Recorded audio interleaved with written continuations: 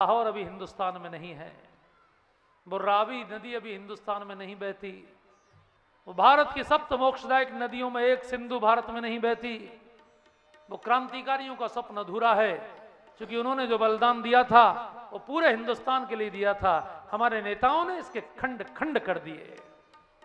हम सबको मिलकर ये संकल्प लेना चाहिए कि हम इसी जीवन में अपनी आंखों के सामने अपनी भारत माता को पुनः अखंड भारत के रूप में देखेंगे, इसको स्थापित करेंगे। हम सो गए हैं, जो सोबत है सो खोबत है, जो जागत है सो। हमारा कश्मीर जा रहा है, हम सो रहे हैं। हमारा नेपाल चला गया, हम सोते रहे। श्रीलंका को अंग्रेजों ने अलग कर दिया, पाकिस्तान अलग हो गया, बांग्लादेश अलग हो गया। कितने टुकड़े कराते रहोगे? ऐसे टुकड़े होते रहेंगे तो फिर जाओगे कहां? जागो, भावना को मजबूत करो। देशभक्ति की भावना देश के बच्चे बच्चे में होनी चाहिए। पता नहीं कौन बच्चा कब देश का नेता बनेगा, और जिस दिन कोई मजबूत इरादों वाला नेता बैठेगा उस दिन पूरा भारत फिर से अखंड होगा। सारे विश्व में भारत माता की जय जयकार हो। जिसकी जैसी भावना उसका वैसा दर्शन। जिनमें भावना नहीं है वो भूमि का टुकड़ा मानते हैं, लेकिन जिनमें भावना है वो इसको भूमि नहीं मानते, मां मानते हैं।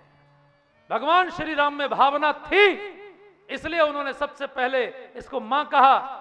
सोने की लंका जीतने के बाद लक्ष्मण जी ने कहा, प्रभु इन्हीं को राजधानी बना लें। भगवान ने कहा, नहीं लक्ष्मण, अपि स्वर्णमयी लंका नामे लक्ष्मण रोचते, जननी जन्मभूमिश्च स्वर्गादपि गरीयसी। मेरी भारत माता मुझे स्वर्ग से भी अधिक प्रिय है। भगवान श्री राम ने जो देशभक्ति सिखाई, उसी देशभक्ति के आधार पर हमारे क्रांतिकारियों ने फांसी के फंदे चूमे, और उसी राम नाम को गा के गांधी जी ने पूरे देश को जोड़ा। जब तक वो सूट टाई पहनते रहे कोई उनके पास नहीं आया, और जब उन्होंने धोती बांध के गाना शुरू किया, रघुपति राघव राजा राम पतित के पावन सीताराम, तब पूरा देश उनके साथ खड़ा हुआ। ये राम है। सबने उनका अलग अलग दर्शन किया। घोषणा हो गई, जो धनुष को तोड़ेगा बिना विचार किए सीता जी उसके गले में वरमाला डालेंगी। सारे राजा कोशिश कर रहे हैं, धनुष किसी पर टूटता नहीं, उठता नहीं। 10,000 ने जोर लगाया। गोस्वामी जी ने कहा, भूप सहस 10 एक ही बारा लगे उठावन टरे नटारा। भूप सहस 10 एक ही बारा लगे उठावन टरे नटारा, लगे उठावन टरे नटारा, लगे उठावन टरे नटारा। एक भी राजा पर धनुष टस से मस नहीं हुआ। तब राजा जनक को खड़े होना पड़ा। कोई भी राजा उठ के भी नहीं जाता था। राजा जनक ने डांटा, ए राजाओं, आज के बाद किसी ने अपने को वीर कहा, खबरदार। मैं समझ गया हूं कि पृथ्वी वीरों से खाली हो गई है। इतनी डांट खाने के बाद भी कोई राजा नहीं गया।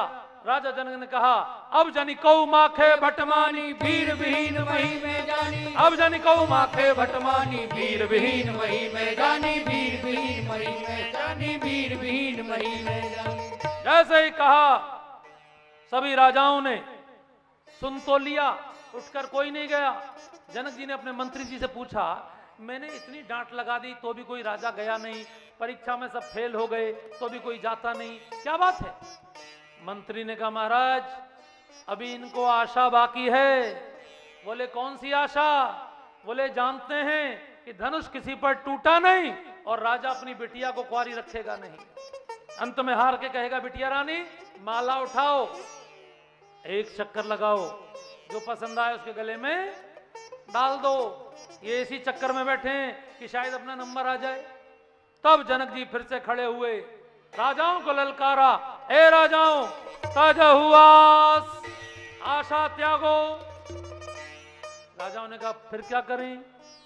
बोले, निज निज गृह जाहू। अपने अपने घर जाओ भैया, आपसे नहीं कह रहा हूं। आप तो बस थोड़ी देर और बैठो, अभी सीताराम जी के विवाह की आरती होने वाली है। राजाओं ने कहा, क्यों, बिटिया की शादी नहीं करोगे क्या? राजा जनक ने कहा, लगता है कि मेरी बेटी के हाथ में विधाता ने विवाह की रेखा ही नहीं खींची है। अरे लिखा न विधि वैदेही विवाहो, लिखा न विधि वैदेही विवाहो, लिखा न विधि वैदेही विवाहो, लिखा न विधि वैदेही विवाहो। जैसे ही जनक जी ने कहा, विधाता ने रेखा नहीं खींची, लक्ष्मण जी एकदम खड़े हो गए। लक्ष्मण जी ने कहा, तू क्या विधाता का रजिस्टर देख के आया है? एकदम लक्ष्मण जी को बड़ा खराब लगा, ये आदमी विधाता का ठेका ले रहा है, क्या ये बेमाता का पुत्र है? कौन है? एकदम लक्ष्मण जी खड़े हो गए, एकदम जनक जी को डांटा। ध्यान रखना, जब भी गलत बात होती है डांटने का काम लक्ष्मण जी करते हैं। अखिल भारतीय डांट प्रमुख का दायित्व है उनके पास। भगवान को नहीं डांटने देते हैं, भगवान से कहते हैं प्रभु भलाई आप लो बुराई में लूंगा। एकदम लक्ष्मण जी ने, ए जनक क्या बोलते हो गलत बात? कही जनक जैसे अनुचित वाणी विद्यमान रकुल मन जानी, रघुवंशन में जय को होई तेई समाज जस कहे न कोई, तेई समाज जस कहे न कोई, तेई समाज जस कहे न कोई। ए जनक, जहां कोई रघुवंश विद्यमान हो वहां कोई कहे पृथ्वी वीरों से खाली हो गई है, ऐसा कैसे हो सकता है? तू वीरता देखना चाहता है? अगर मेरे प्रभु आज्ञा दे, इस पूरे धनुष को उठाकर 100 योजन की दौड़ लगा के आऊं। अगर मेरे प्रभु कहें धनुष की बात छोड़, सारे ब्रह्मांड को कच्चे घड़े की तरह फोड़ दूं। और क्या करना है? एकदम सारे राजा बोले भागो। दूसरे राजा बोले कहा? बोले ब्रह्मांड फोड़ने वाले हैं। राजाओं ने कहा बैठे रहो, फोड़ेंगे नहीं, डरा रहे, भगवान भी इसी में बैठे हैं। लक्ष्मण जी एकदम लाल लाल। गुरुजी ने पीछे से कहा लखन इतने लाल लाल क्यों हो रहे हो भैया? लखन जी ने कहा गुरुजी चूंकि आप पीले पड़े हुए। गुरुजी ने कहा क्यों? बोले सवेरे तो कह रहे थे कि सफल मनोरथ हो ही तुम्हारे, अब एक बार भी नहीं कहा। गुरुजी ने कहा पहले ये बता कि गुरु तू कि मैं? बोले आप। बोले फिर मैं जानता हूं कब मुझे कहना है। मेरे बेटे, सूर्य जब तक प्रकट नहीं होता, जब तक कि लाली नहीं होती पूरब की दिशा में। अब लाली तूने प्रकट कर दी, लाल लाल तू हो गया, अब सूर्य को प्रकट मैं करता हूं। अब गुरुजी का आदेश हो गया, उठाओ राम भंजो भव चापा। लेकिन भगवान उठकर खड़े नहीं हुए। भगवान ने पहला काम क्या किया? ध्यान से सुन लीजिए। सुनी गुरु बचन चरण सिर नावा, सुनी गुरु बचन चरण सिर नावा। हर्ष विषाद न कछु और आवा, हर्ष विषाद न कछु और आवा। मंगल भवन अमंगल हारी, मंगल भवन अमंगल हारी। द्रवहु सुदशरथ अजिर बिहारी, द्रवहु सुदशरथ अजिर बिहारी। सुनी गुरु बचन चरण सिर नावा, सुनी गुरु बचन चरण सिर नावा। भगवान ने गुरुजी के चरणों में मत्था टेका, आशीर्वाद लेकर तब चलते हुए धनुष के पास गए।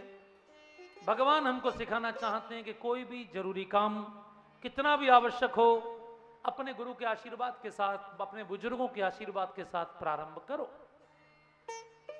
चलते हुए पहुंचे, सारी सभा देख रही थी क्या होने वाला है। सीता जी तो बिल्कुल कांप रही थीं। उनको लग रहा था हे गणेश जी महाराज, मैंने सवेरे इनको देखा था, इनको फूल तोड़ने में पसीना आ रहा था, धनुष कैसे तोड़ेंगे? हे गणेश जी अपनी सूंड का सहारा लगा देना। हे पार्वती जी अपने पति से कह के धनुष को हल्का करवा देना। हे शंकर जी आप ही का धनुष है, जरा कृपा करना। और जब भगवान ने जानकी जी को देखा, भगवान को लगा कहीं प्राण न निकल जाएं, फिर क्या फायदा धनुष तोड़ने का। भगवान ने उसी समय धनुष की 3 परिक्रमाएं करके धनुष को ताका। लक्ष्मण जी एकदम खड़े हो गए और एकदम